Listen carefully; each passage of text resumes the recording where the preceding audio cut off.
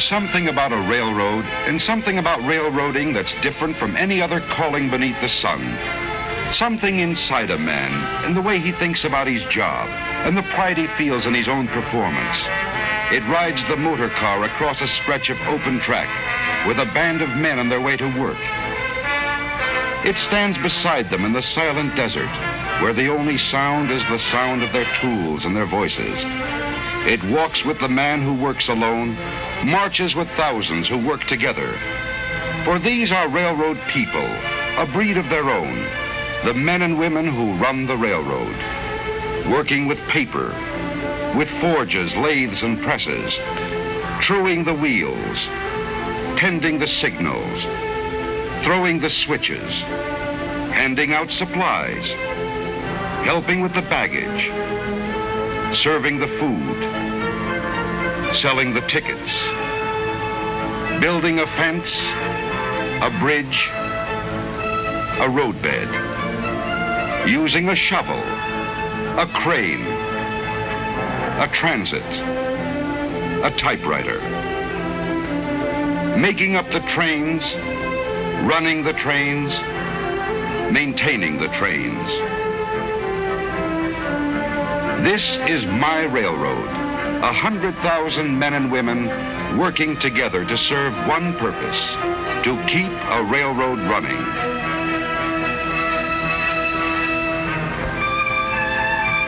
In the beginning, there was nothing. No rail, no roadbed, no rolling stock. Nothing but untouched wilderness. But in the wilderness was also a promise, the promise of a Western empire which could make one nation as wide as a continent if it could be bound together with bands of steel. Where few men had dared to walk, a path was cleared. Out of the rock, out of the earth, and through the virgin forest. Ties were hewed, rail was laid, bolted, and spiked down. When the last spike was driven, our first trains moved across the continent. Up and over 7,000 feet of mountain barrier, locked in winter's clutches, and into the heart of the Western Empire. A nation now was joined together, a nation scarcely born, yet reaching for its destiny. As the West and Southwest grew, so did the railroad. Until today, those rails which once bravely spanned the mountain have become an interlocking network, binding together the far west, the southwest, and the south, linking them in turn with the mid-continent, and through many connecting lines, hauling traffic across the nation. Hauling the products of the forest, lumber from the Siskiyous, the Cascades, the Sierra, from New Mexico, Texas, and Louisiana. Hauling the products dug from the earth, the metals, the chemicals, the oil. Hauling the products of the soil, fruits and vegetables from the garden spot of the nation, transported to distant cities as if distance were non-existent.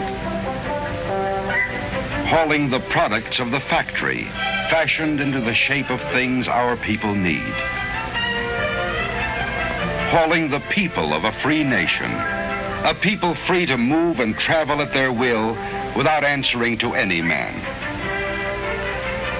This is my railroad, a service performed by 100,000 men and women who share a common pride, knowing how to run a railroad.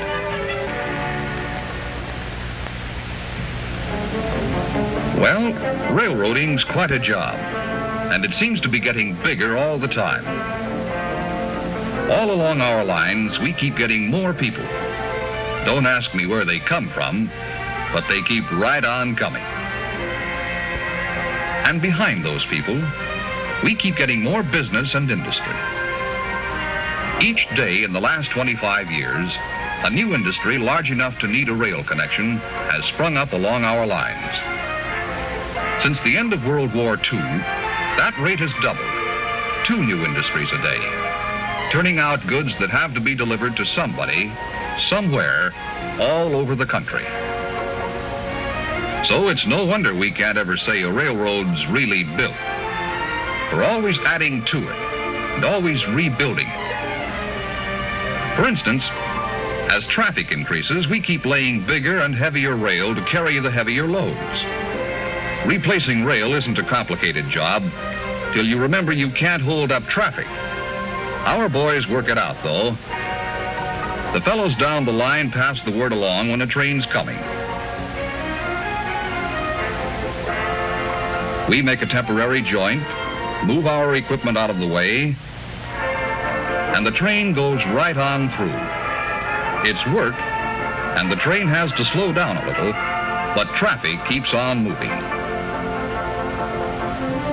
The speed at which we can run our trains depends only partly on the power of the locomotive.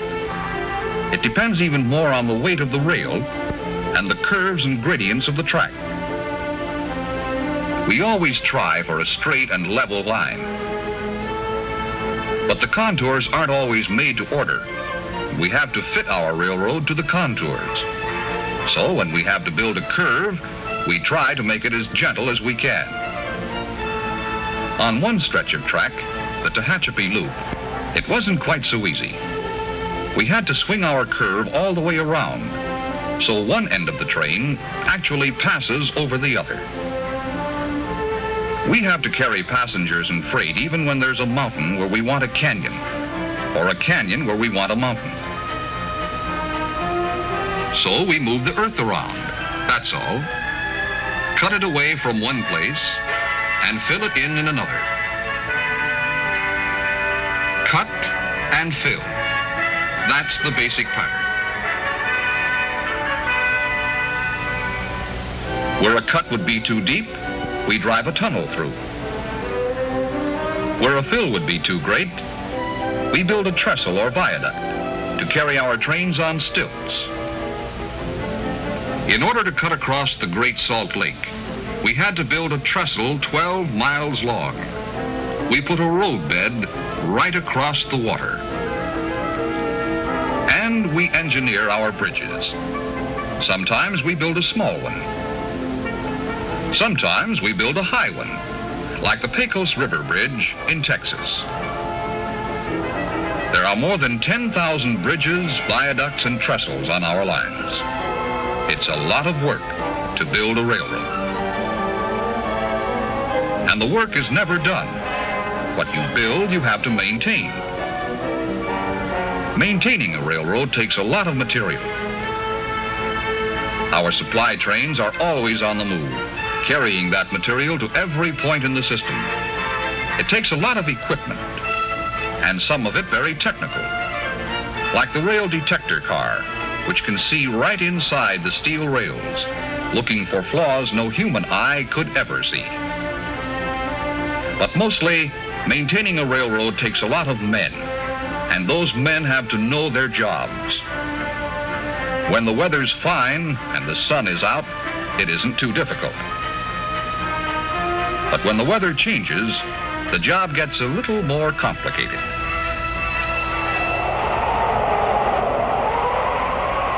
When the wind whips up a desert sandstorm, we've got a real fight on our hands. That tearing sandblast can wear the hard steel rail faster than the trains that run on it. It can bury the rails, block the switches, and even stop the trains.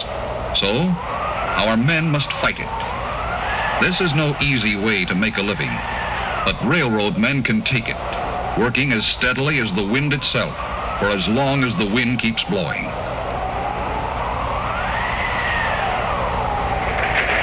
Like I say, it's quite a lot of work to run a railroad.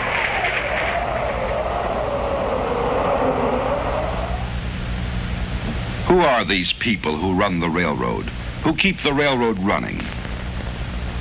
We're a plain and friendly people living in the cities, towns, and rural districts of 8 states, living among our friends and neighbors, whose patronage of the railroad gives us the work by which we earn our living. We in turn contribute to the communities in which we live.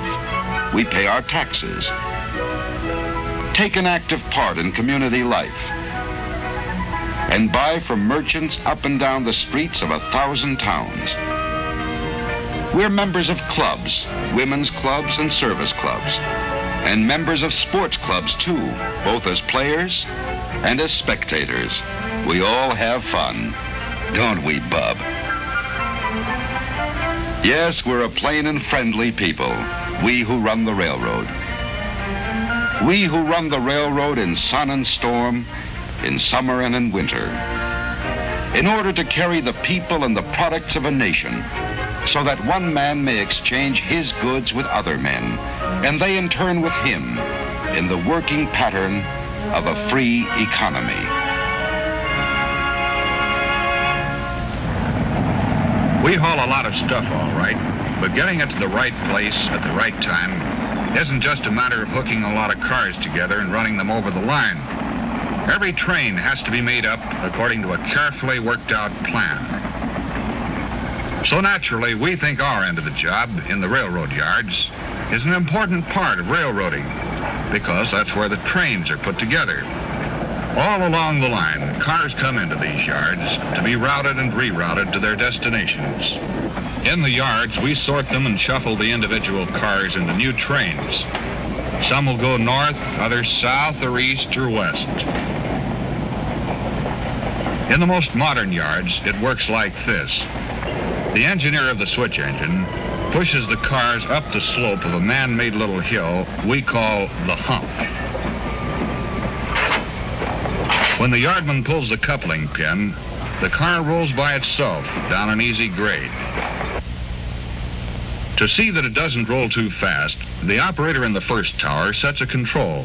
And down on the track, the wheels of the car get an electronic squeeze to slow it down. It's still a little too fast, so another control is set, and a second set of squeezers brings it down to proper speed. Now, the operator in the next tower takes over and sends it to the right track to join up with other cars slated for the same destination. It has to be handled just right. Maybe there's furniture in that car, or maybe a load of dishes. If it rolls down the hump too fast, it'll hit like a head-on collision. It's got to come in real easy, right to the coupler like a cushion. That's what you might call a push-button railroad, but it still takes a good man to run it, and a good team on the ground to back him up. Where one man's job ends, another man's takes over. As the newly made-up trains pull along the throat track to the departure yard, a yard clerk calls in the number of each car to the yard office. SP 58228, PFE 178693. For every train we make up in the yard, we make up a train on paper, too.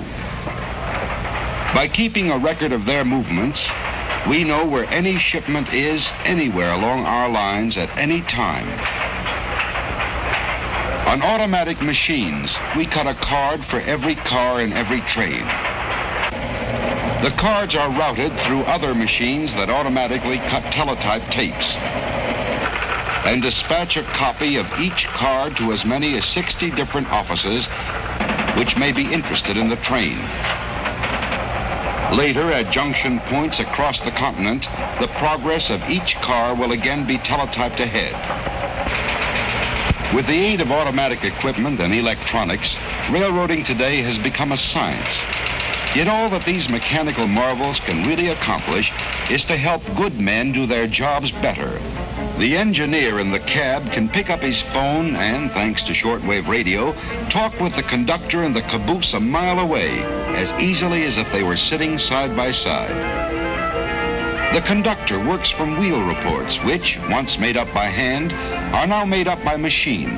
But no machine yet devised has been able to cut off a car at its destination or switch it to the proper track. No machine yet devised has ever taken the place of the brakeman's eyes as he keeps his watch over the rolling wheels of the rolling freight. And no machine ever devised has taken the place of the engineer's skill as he pilots his train along the track. The machines help, but it still takes men to do the jobs. The engineer, highballing along at top allowable speed, knows there are trains ahead of him behind him, and coming in the opposite direction, yet he is completely confident. His confidence is in the men who keep him posted, the dispatchers. On 100 miles of single track, there may be as many as 20 trains traveling in two directions and at different speeds. As trains pass a station, the operator passes the word to the dispatcher. He checks one report against the other and transmits his orders on ahead to be picked up along the line. The engineer or fireman in the engine cab picks up the orders from the top arm of the train order post, and a mile behind, a trainman latches on to a duplicate from the lower arm. The orders may read for the train to go right on through or to pull into a siding so another train can pass. It's teamwork all the way, good coordination and timing. And the automatic block signal system provides a safe double check. On the busier sections of single track line, dispatchers can speed up the traffic flow with the aid of an electronic system called Centralized Traffic Control, or CTC. CTC is the dream of almost every boy and man, a railroad at your fingertips, 100 miles of track before your eyes. Out on the line, two freight trains push on toward each other on the same track. To the dispatcher miles away, they are lights on his CTC board, lights moving toward a siding. Then a flick of a remote control switch,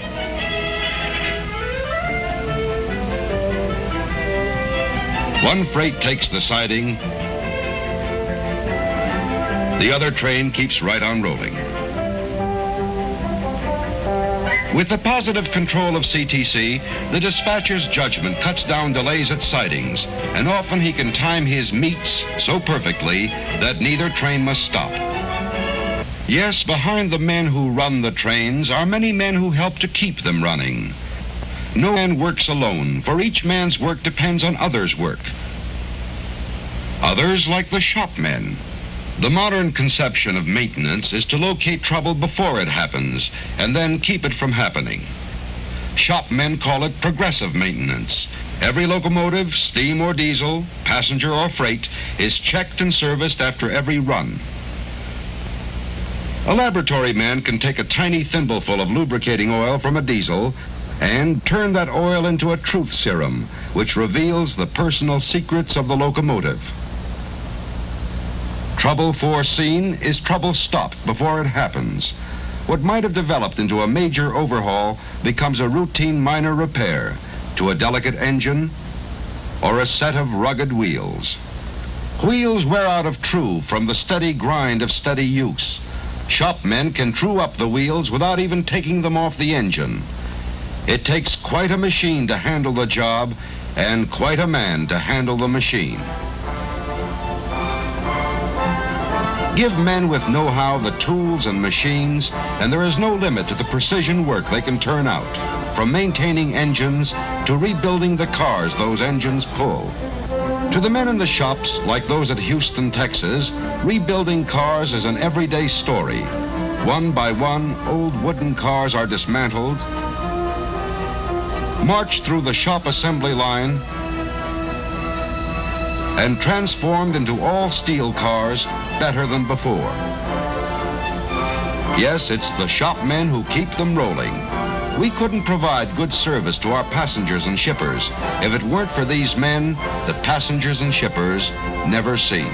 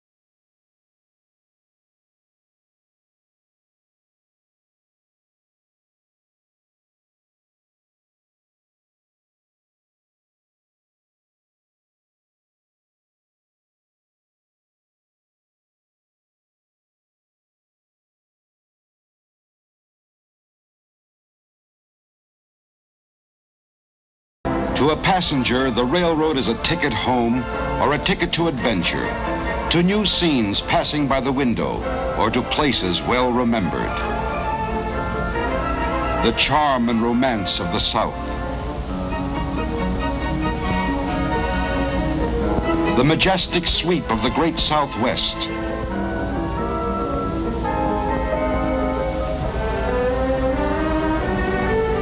The color and beauty on the shores of the Pacific. It is beauty in unexpected places, beauty that changes with the seasons. Spring is the gentle season, as fragile as the blossom on the branch. Spring brings the poppy to the coastland, the yucca to the hills.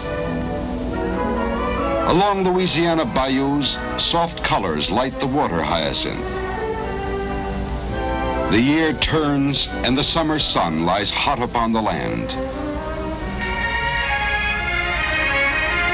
But with the tang of autumn, the colors change upon the trees. A delicate tracery on the leaf, a broad brush stroke on the mountainside.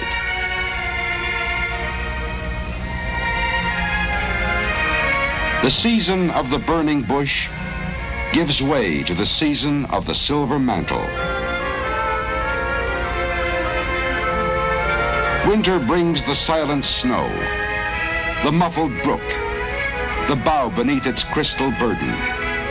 The cloak lies heavy on the land, the soft white snow that sparkles in the sunlight and turns the mountain into a fairyland of white. The soft white snow which drives before the wind until it becomes deep enough to bury poles along our lines. Snow that can block our switches, tear down our wires, and challenge the progress of our trains. In the Sierra, the Cascades, the Siskiyous, hundreds of miles of mountain railroad must be kept open. The trains must go through.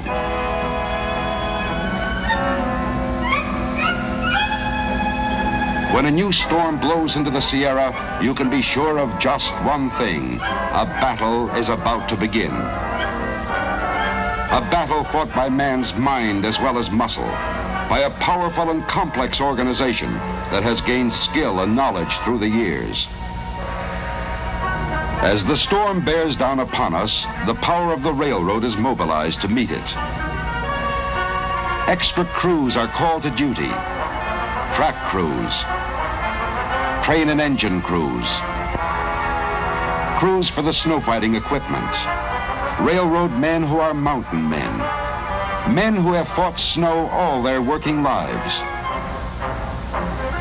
These men and their equipment are dispatched to strategic locations. At their battle stations, they watch and wait, knowing the call will come, and that when it does, all our efforts will be bent in one direction, to keep the trains moving. Calling Rotary 7205. Snow is piling up at milepost 193. Men and machine move in against the storm. The line must be kept open. Gold Run to Dutch Flat, Blue Canyon to Emigrant Gap, Cisco to Norden to Donner Summit and down the other side. The line must be kept open. Dispatchers work to keep the flow of traffic moving through the mounting fury of the storm. Trains west, trains east, rotaries in both directions. Always on the railroad when the chips are down, the man with the shovel gets to work. Switches must be kept clear. They must be kept from freezing.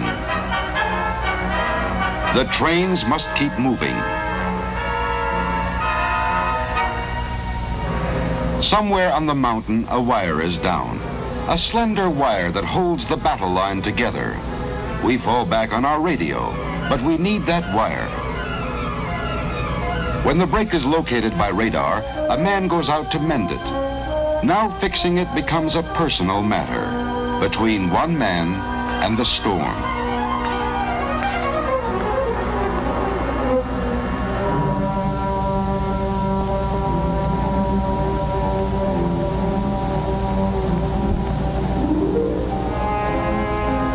The fight goes on.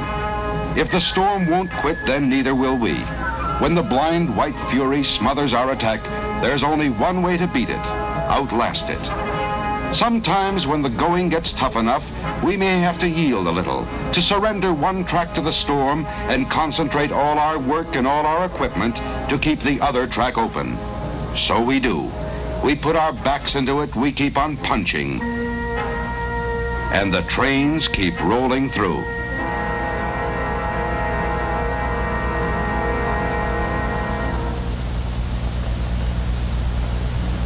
At last the clouds begin to break. The wind dies, the storm has spent its anger. The snow once more is a white and silent sea, gleaming in the sun. The battle is over, but not the work. Our buried wires must be dug free to safeguard communications if another onslaught comes. On the open lines of track, fast-moving flangers clear the snow from between the rails. But on the second track, where the storm closed us in and we made a temporary surrender, the big rotaries still have a job to do.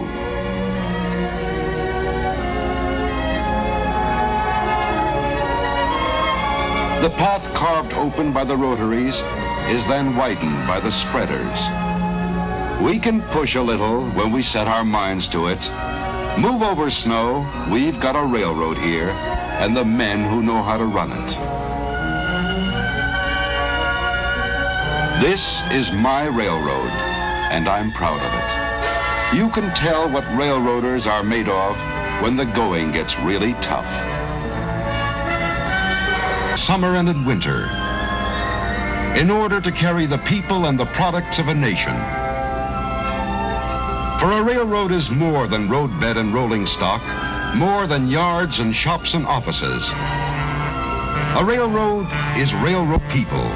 Men and women working together, each one doing one job proudly, whatever that job may be. Men and women working together and sharing a common pride, knowing how to run their railroad. A heritage from the past, a service to the present, a dream for the future still to come.